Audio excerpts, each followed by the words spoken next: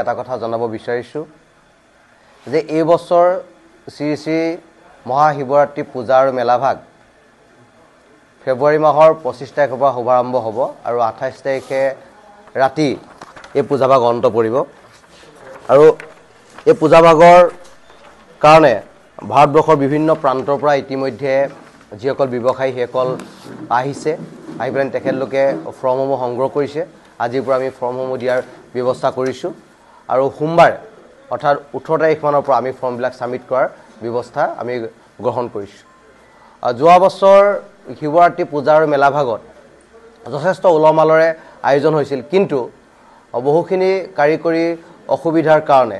এটা mechanism fail হোৱাৰ কাৰণে আমি লোকচানৰ সন্মুখীন হ'লোঁ প্ৰায় 19 লাখ টকাৰ লোকচান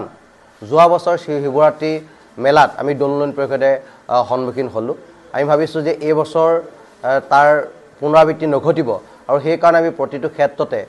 দোকানসমূহ এলটমেণ্টৰ ক্ষেত্ৰত আমি চোকা দৃষ্টি ৰাখিছোঁ আৰু প্ৰতিটো ক্ষেত্ৰতে প্ৰশাসনৰ সহযোগিতা কামনা কৰিছোঁ আৰু পিডব্লিউডি ডিপাৰ্টমেণ্টৰ ফালৰ পৰা তেখেতলোকে এনালাইচিছ কৰি দিয়া মতে আমি দোকানৰ নিৰিখ আমি এবাৰ নিৰ্ধাৰণ কৰিছোঁ যোৱা বছৰ মেকানিজম এটা ফেল হৈ গুচি গ'ল আৰু দোকানৰ নিৰিখ বহুত বেছি হোৱাৰ কাৰণে ভাৰতৰ বিভিন্ন প্ৰান্তৰ পৰা যিসকল ব্যৱসায়ী ইয়ালৈ আহে তেখেতলোক আহিবলৈ অসমৰ্থ হ'ল আৰু দোকানসমূহ আমাৰ পৰা নললে আৰু দোকানসমূহ প্ৰায় 200-250 দোকান খালী থকাৰ কাৰণে শিৱসাগৰৰ আশে-পাশে থকা ক্ষুদ্ৰ যিবিলাক লোকেল ভেণ্ডৰ আছে তেখেতলোকক আমি দোকানসমূহ এলটমেণ্ট দিছিলোঁ 500 টকা 600 টকা 1000 টকা বিনিময়ত আমি দোকানসমূহ দিছিলোঁ য'ত এখন দোকানৰ দাম 10000 টকা হৈছিলে য'ত এখন দোকানৰ দাম 15000 টকা হয় সেই দোকানসমূহ আমি খুব কম নিৰিখত দিব লগা হোৱাৰ কাৰণে 19 লাখ টকাৰ লোকচান আমি সন্মুখীন হ'লোঁ আৰু এইবাৰ তাৰ পুনৰাবৃত্তি নহবৰ কাৰণে খুব পুংখানুপুংখভাৱে দোকানসমূহৰ ক্ষেত্ৰত আমি এটা নিৰিখ আমি থিৰাং কৰিছোঁ আৰু পিডব্লিউডি ডিপাৰ্টমেণ্টৰ জৰিয়তে এটা নিৰিখ আমি উলিয়াইছোঁ আৰু সেই নিৰিখটো মই আপোনালোকৰ আগত গাই দিব বিচাৰিছোঁ যে দোকান হ'ব টোটেল 500খন দোকান হ'ব 10x10ৰ আমি নিলাম টোটেল মূল্য ৰাখিছোঁ 15000 টকা 10x8ৰ 12000 টকা 8x8ৰ 6400 টকা 10x6ৰ 4200 টকা 8x6ৰ 3360 টকা আৰু 6x6ৰ 2160 টকা আমি এই নিৰিখ আমি ঠিক কৰি দিছোঁ আৰু এই নিৰিখ পিডব্লিউডি ইঞ্জিনিয়াৰ থ্ৰুৱেদি আমালৈ পঠাইছে আৰু আজি আমি এই নিৰিখটো পাইছোঁ পোৱাৰ পিছত আমি আজিৰ পৰা ফৰ্ম দিয়া আমি আৰম্ভ কৰিছোঁ আৰু দ্বিতীয় এটা কথা যে এইবাৰ 25 তাৰিখৰ পৰা যিহেতু কাৰ্যসূচী আৰম্ভ হ'ব আমি গোটেই কাৰ্যসূচী আমি পাঠ কৰি দিব বিচাৰিছোঁ উদ্বোধনী অনুষ্ঠানটো থাকিব অখিল গগৈ ডাঙৰীয়া শিৱসাগৰৰ সন্মানীয় বিধায়ক তেখেতে উদ্বোধনৰ দায়িত্বটো আমি তেখেতক অৰ্পণ কৰিছোঁ মুখ্য অতিথি হিচাপে থাকিব যোগেন মোহন ডাঙৰীয়া পৰিবহণ মন্ত্ৰী অসম চৰকাৰ সন্মানীয় অতিথি হিচাপে থাকিব গৌৰৱ গগৈ সাংসদ যোৰহাট লোকসভা সমষ্টি সুশান্ত বৰগোহাঁই সন্মানীয় বিধায়ক থাউৰা আয়ুষ গাৰ্গ জিলা আয়ুক্ত শিৱসাগৰ শুভ্ৰজ্যোতি বৰা আৰক্ষী অধীক্ষক শিৱসাগৰ মৃণালী কোঁৱৰ পৌৰপতি শিৱসাগৰ পৌৰসভা আৰু সন্ধিয়া 7:30 সাংগ নাট্যগোষ্ঠীৰ দ্বাৰা সাবিত্ৰী সত্যৱান ভাওনা প্ৰদৰ্শিত হ'ব 26 ফেব্ৰুৱাৰী দিনাখনি ভক্তিমূলক সাংস্কৃতিক অনুষ্ঠান আছে উদ্যোগ আয়ুষ গাৰ্গ জিলা আয়ুক্ত শিৱসাগৰ সন্মানীয় অতিথি সঞ্জীৱ বৰা উপ পৌৰপতি শিৱসাগৰ পৌৰসভা আৰু 27 ফেব্ৰুৱাৰী দিনাখনি স্মাৰ্ট গ্ৰন্থ মুক্তিনাথ উন্মোচন হ'ব আমি উন্মোচকৰ দায়িত্ব দিছোঁ অসমৰ শিক্ষামন্ত্ৰী ৰণোজ পেগু ডাঙৰীয়াক মুখ্য অতিথি হিচাপে থাকিব দেৱব্ৰত শইকীয়া বিৰোধী দলপতি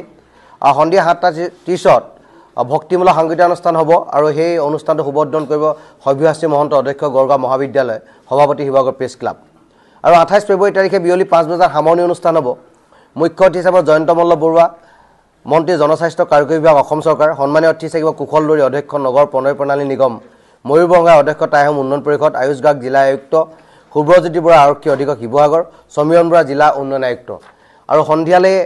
আমি কল্পনা পাটোৱাৰী সংগীতানুষ্ঠান আমি ৰাখিছোঁ আৰু সংগীতানুষ্ঠানটোত আমি তেখেতক ইতিমধ্যে যোগাযোগ কৰিছোঁ তেখেতে আহিম বুলি আমাক কথা দিছে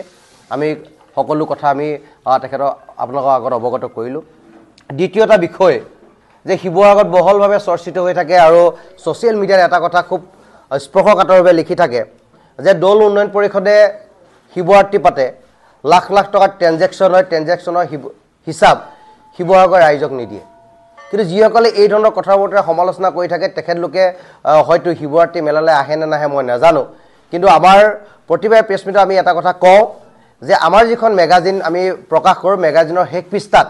আমি ফুল অডিটৰ সৈতে আমি নিজৰ হিচাপ নিকাচ আমি দাখিল কৰোঁ কিন্তু যেহেতু প্ৰশ্নবিলাক সমজুৱাভাৱে আহি আছে সেইকাৰণে এইবাৰ আমি এটা কথা থিৰাং কৰিছোঁ যে শিৱৰাত্ৰি হৈ যোৱাৰ 15 দিনৰ পাছত আমি আমাৰ যিটো হিচাপ নিকাচ হ'ব যেটো আয় ব্যয় যেটো হিসাব আমি সম্পূৰ্ণৰূপে আমি আকৌ পুনৰ এটা প্ৰেছ মিট দি অসমৰ ৰাইজক আমি অৱগত কৰিম হেতু এবাৰ আমাৰ সিদ্ধান্ত কাৰণ ৰাইজে প্ৰশ্ন সুধিছে ৰাইজে প্ৰশ্নবোৰক চিনামালে কয় আনে দ্বিতীয়টা কথা সকলোৱে এটা কথা কৈ আছে বা বহু মানুহে এটা কথা কয় যে শিৱৰাত্ৰি আহিলে দলৰ উন্নয়নৰ কামবিলাক দল উন্নয়ন পৰিষদে নকৰে মুখৰ আগৰ ষ্টেপ গিটাৰ টাইলছ যখন এৰুৱাই থৈছে তাৰো তেখেতলোকে একো কাম কৰা নাই কিন্তু মই পুনৰবাৰ আপোনালোকৰ জৰিয়তে অসমৰ ৰাইজক বিনয় আৰু খুব আন্তৰিকতাৰে জনাব বিচাৰিছো যে আমি দল উন্নয়ন পৰিষদ এটা জাষ্ট আমি এটা কেয়াৰটেকাৰ হিচাপে ইয়াত কাম কৰি আছো দল উন্নয়ন পৰিষদে চেণ্ট্ৰেল আইকলজি প্ৰটেক্টেড মনুমেণ্টৰ এটা বস্তুটো হাত দিব নোৱাৰে সন্মুখৰ যিটো টাইলছ অটৰাই থোৱা হৈছে সেই টাইলছখিনি চেণ্ট্ৰেল আইকলজিৰ থ্ৰুৱেদি অটৰাইছে আৰু তেখেতলোকে কণ্টেক্ট এটা কোনোবা কণ্ট্ৰেক্টৰ এজনক দিছে আৰু তেখেতলোকে কাম কৰি আছে আৰু দলৰ ওপৰত যি সাবচিকনৰ যি দায়িত্ব সেই দায়িত্ব দল উন্নয়ন পৰিষদে হাতত ল'ব নোৱাৰে কাৰণ হেতু সেই কৰ্তৃত্ব আমাক প্ৰদান কৰা নাই সেই কৰ্তৃত্ব চেণ্ট্ৰেল আইকলজিৰ আণ্ডাৰত আছে আৰু চেণ্ট্ৰেল আইকলজি ইতিমধ্যে সাবচিকনৰ কাম কৰিছে গতিকে অসমৰ ৰাইজক মই বিনয় আৰু খুব আন্তৰিকতাৰে ক'ব বিচাৰিছোঁ যে দলটো উন্নয়নৰ কাৰণে সকলো দায়িত্ব দল উন্নয়ন পৰিষদে মূৰ পাতি ল'ব বা লোৱাৰ যুক্তিযুক্ততাও আছে কিন্তু চেণ্ট্ৰেল প্ৰটেক্টেড মনুমেণ্টৰ ভিতৰত আমি দল উন্নয়ন পৰিষদে আমি একো কৰিব নোৱাৰো বা সেই কামটো হাত দিয়াৰ লগে লগে আইন বহিৰ্ভূত এটা কাম হয় আমাৰ ওপৰত নটিচ চেণ্ট্ৰেল আইকলজিয়ে জাৰি কৰে সেইকাৰণে কিছুমান কাম আধৰুৱা হৈ গৈছে আৰু আমি অসমৰ ৰাইজক ক'ব বিচাৰিছোঁ যে আপোনালোকো এটা